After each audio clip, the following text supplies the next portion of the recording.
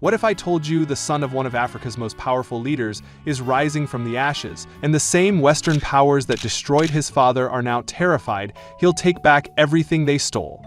Right now, across Libya's burning deserts, a ghost that was supposed to stay buried forever is walking again. His name is Saif al-Islam Gaddafi, the son of Muammar Gaddafi, the man NATO killed in 2011.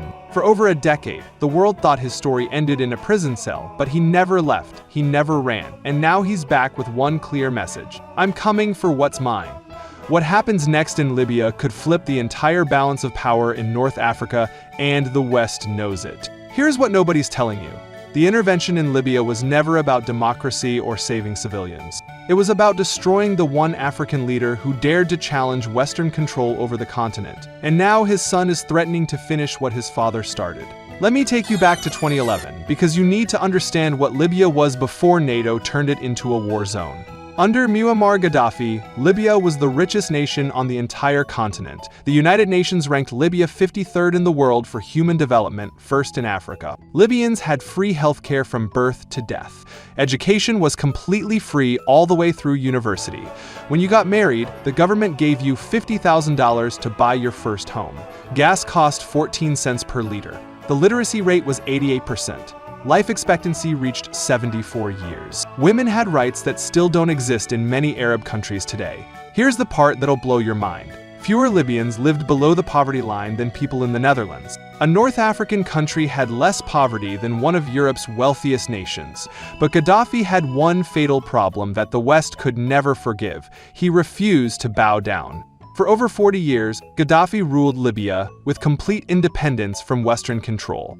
He kicked out American and British military bases, nationalized the oil companies, and used that oil money to lift millions of his people out of poverty. But his biggest crime in Western eyes was that he wanted Africa to be truly independent. By 2011, Gaddafi had set aside $30 billion to create an African central bank and an African monetary fund. This would have freed the entire continent from depending on the IMF and the World Bank. Imagine African countries controlling their own resources, their own money, their own future, without needing permission from Washington or Brussels. The West couldn't allow that to happen. When the Arab Spring protests erupted in Tunisia and Egypt in early 2011, those same winds blew into Libya, but something was different here. Unlike Tunisia and Egypt, where millions flooded the streets, Libya's protests were small and concentrated mainly in Benghazi. Many analysts still argue there was never a genuine mass uprising against Gaddafi across the whole country. But NATO didn't need proof, they needed an excuse. On March 19, 2011, NATO began bombing Libya. They called it humanitarian intervention and said they were protecting civilians. The UN Security Council passed a resolution claiming they would just enforce a no-fly zone, but within days, NATO wasn't just stopping Gaddafi's planes, they were actively bombing his forces and helping rebels win battles. Over 7 brutal months, NATO flew more than 26,000 combat missions and dropped thousands of bombs on a country that had never attacked them. They bombed government buildings, they bombed Gaddafi's home and killed his grandchildren, and they even bombed the great man-made river, Libya's water supply system, then bombed the factory that made the pipes to repair it. They wanted to break Libya's back, and on October 20th, 2011, they got exactly what they wanted. Muammar Gaddafi was found hiding in a drainage pipe in his hometown of Sirte. NATO airstrikes had destroyed his convoy as he tried to escape. Rebel fighters dragged him out, beat him, tortured him, and executed him like an animal while filming it on their phones. The footage spread across the world, showing a man who had ruled for 42 years being murdered by a mob. And how did the West react? Secretary of State Hillary Clinton went on CBS News and laughed. She actually laughed and said, "We came, we saw, he died." President Barack Obama called it a victory for democracy. Western media published glowing headlines about Libya's bright democratic future. They promised freedom, democracy, and prosperity. What they delivered was hell on earth. Within months of Gaddafi's death, Libya completely collapsed. The national army splintered into dozens of competing militias. Government ministries shut down overnight. The economy crashed. Hospitals ran out of medicine. Schools closed. Electricity became a luxury. And into this power vacuum rushed something far darker. Human traffickers took over the migration routes. Open-air slave markets appeared in cities like Sabah, where African migrants were bought and sold like cattle. In 2017, CNN sent undercover journalists who filmed men being auctioned off for as little as $400 each. Women were sold into sexual slavery. By 2023, the International Organization for Migration estimated that 700,000 migrants were trapped in Libya, with 65% subjected to forced labor and 33% enduring sexual violence. In 2024 and 2025, right now, Libya has active slave markets where human beings are bought and sold. The U.S. State Department calls Libya a special case in their trafficking report because the situation is so horrific they can't even measure it properly. Extremist groups that would never have dared to enter Libya under Gaddafi now flourished. ISIS established strongholds along the coast. Al-Qaeda affiliates fought for territory. Libya became the highway of human suffering that feeds Europe's migration crisis. And the same NATO countries that bombed Libya into this nightmare simply turned away. They got their regime change, they got access to Libya's oil, and the chaos wasn't their problem anymore. But there was one man who refused to abandon Libya, Saif al-Islam Gaddafi, Muammar's second son and chosen heir. Before the war, Saif was seen as the moderate face of Libya. He studied at the London School of Economics and spoke fluent English.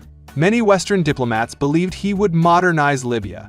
But when NATO came for his father, Saif made a choice that would define his life. In one famous speech, he looked into the camera and told the world, "We will fight here in Libya. We will die here in Libya." After his father's murder, Saif tried to escape south toward Niger, but near the town of Ubari, rebels from the Zintan tribe ambushed his convoy. They captured him and held him in a secret prison for 6 years while the International Criminal Court issued an arrest warrant against him for alleged crimes against humanity. The world forgot about Saif. Libya moved on into deeper chaos. But in June 2017, something unexpected happened. The Eastern Libyan authorities quietly announced they had released Saif and granted him a full amnesty. The ghost of Gaddafi was alive. For 4 years, Saif remained completely silent. No interviews, no public appearances, no statements. But he was planning something. By 2021, Libya was exhausted. 2 rival governments claimed legitimacy, one in Tripoli led by Prime Minister Abdelhamid Dibeiba, and another in Tobruk backed by General Khalifa Haftar. Between them lay a wasteland controlled by militias, criminals, and foreign mercenaries. Libya hadn't held national elections in 8 years. There was no functioning judiciary, no unified military, no rule of law. Foreign powers from Turkey, Russia, Egypt, and the UAE all had their fingers in Libya's chaos. Oil revenues were disappearing into the pockets of warlords while average Libyans survived on about $1,200 per month. And in this darkness, something strange started happening. People began looking back at Gaddafi's rule not with anger but with longing. They remembered when electricity worked, when hospitals had medicine, when schools stayed open, when you could drive without fear of being kidnapped. They remembered when Libya had national pride instead of national shame. This wasn't just old Gaddafi loyalists being nostalgic. Even people who had opposed his regime started admitting something painful. Life under dictatorship might have been limited, but at least it was safe. Today they had freedom, but that freedom meant nothing when you couldn't feed your family or send your children to school. Into this longing stepped the ghost. In July 2021, Saif gave his first major interview in over a decade to the New York Times. He looked older, with a long beard and glasses, but he spoke clearly about Libya's future. He said Libyan politicians had raped the country and that Libya needed Libyans to save themselves from corruption and foreign control. Then, in November 2021, came the announcement that shocked everyone. Saif al-Islam Gaddafi officially registered to run for president in elections scheduled for December 24th, Libya's Independence Day. For the first time in 10 years, a Gaddafi was back in politics. His message was simple. The politicians have given you nothing but suffering. It is time to return to the past. The Electoral Commission initially rejected his candidacy because of the ICC warrant, but a Libyan court overturned that decision. Saif was reinstated as an official presidential candidate, but those elections never happened. The rival governments couldn't agree on electoral laws, and Prime Minister Dibeiba refused to step down. The country remained frozen in political deadlock, and Saif moved underground again, but this time he wasn't hiding. He was building. Here's the truth. We don't know exactly how much support Saif has across Libya. The country hasn't held free elections since 2014. And there are no reliable opinion polls. But the signs are everywhere. In cities across western Libya, whispers of the green flag's return are growing louder. Former military officers are quietly organizing. Bureaucrats who ran government ministries under Gaddafi are coming out of retirement. Entire tribes that benefited from the old system are rallying behind the Gaddafi name. His political team operates openly now, releasing statements and coordinating with tribal leaders. But he has powerful enemies. General Khalifa Haftar, who controls eastern Libya with backing from Russia, Egypt, and the UAE, once dismissed Saif as naive. But even Haftar's power is limited, and many Libyans see him as just another warlord.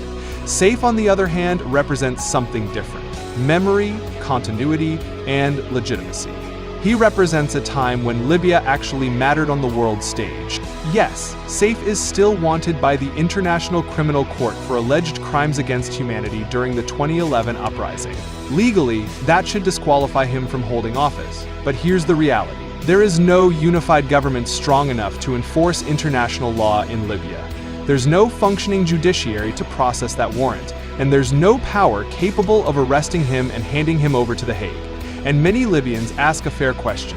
Who prosecuted NATO when their bombs killed thousands of civilians? Who prosecuted the rebel militias that tortured prisoners?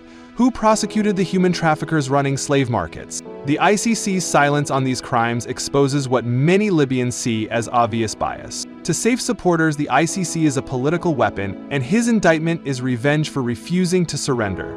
Right now, Saif is moving quietly through Libya's political landscape. He doesn't hold press conferences or appear on television, but his presence is felt everywhere. Tribal leaders meet with him in secret. Some Libyans see him as a savior who can restore order and complete his father's unfinished mission. Others see him as a dangerous return to dictatorship. But one thing is certain: his presence has reawakened every ghost that Libya tried to bury in 2011. The West is watching all of this very nervously, and they have good reason. If Saif somehow manages to take power and unite Libya, everything changes. If he revives even a fraction of his father's Pan-African vision, if he rebuilds Libya's military, if he starts using oil revenues to fund African independence like his father planned, Europe's entire sphere of influence in North Africa could vanish overnight. Libya could once again become a unified, independent state that doesn't ask permission from Paris, London, or Washington. And history has shown us one thing very clearly: the West never allows its old enemies to rise again. They crushed Gaddafi in 2011, not because he was a threat to his own people, but because he was a threat to Western control over Africa. Will they crush his son the same way? So here we are, more than a decade after NATO destroyed Libya in the name of freedom. The slave markets still operate today. The human trafficking networks still thrive. The militias still fight. The people still suffer in a country that was once the pride of Africa. And walking through this nightmare is Saif al-Islam Gaddafi, the heir who refused to flee, the prisoner who survived, the candidate who waits for his moment. Will he rise to power and rebuild his father's legacy? Will he unite Libya and bring back the stability his people remember? Or will Western powers move again to stop him before he gets too powerful? Libya's story is far from over. It's a nation haunted by what it lost, trapped in chaos by what was done to it, and uncertain about what comes next. But one truth echoes across those burning desert sands. The Gaddafi name still carries real power in Libya. And for millions of exhausted Libyans who have lived through more than a decade of hell, that name doesn't represent fear anymore, it represents hope. The question now is whether the world will let that hope survive, or whether they'll make sure that the son meets the same fate as his father. One thing's for sure, the ghost they buried in 2011 is rising from the sand, and this time he might not go back down. Subscribe, because this story is just getting started.